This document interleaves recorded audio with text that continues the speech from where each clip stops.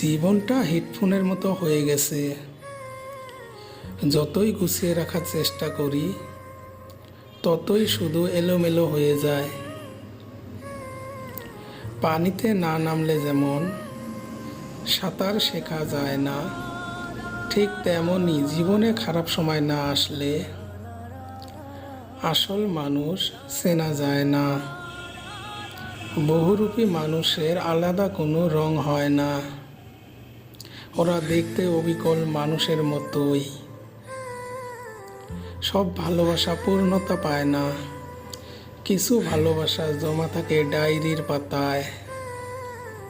মেয়েদের রূপ আর ছেলেদের পকেটে ভর্তি টাকা না থাকলে সমাজ তাদের কখনোই ভালো চোখে দেখবে না। এটাই বাস্তবতা। গুরুত্ব দেবে যত, সস্তা ভাববে তত। কথাটা তিতা হলেও সত্যি। ধাক্কা এমন একটা জিনিস, যতই খাবে ততই শিখবে। আমি তাকে যতটুকু ভালোবাসি সে আমাকে ঠিক ততটুকুই অবহেলা করে। অবহেলার মাত্রা যখন বেড়ে যায় তখন ভালোবাসার ইচ্ছাটাও দিন দিন হারিয়ে যায়। তোমাকে ভালোবাসার পর থেকে আর কাউকে তোমার মতো ভালো লাগে না। যদি আস্তে আস্তে কমে যায় কথা আর গল্প,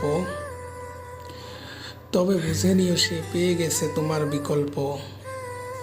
কিছু মানুষের ভাগ্য খুব খারাপ, তারা মন থেকে ভালোবেসেও বিনিময়ে শুধু পায় অবহেলা। মানুষ কখনো শেখা খায় না, আসলে তারা হেরে যায় মিথ্যা ভালোবাসার কাছে। কেউ আসবে ভেবে তার জন্য অপেক্ষা করা হলো বিশ্বাস, কেউ আসবে না জেনেও তার জন্য অপেক্ষা করা হলো ভালোবাসা।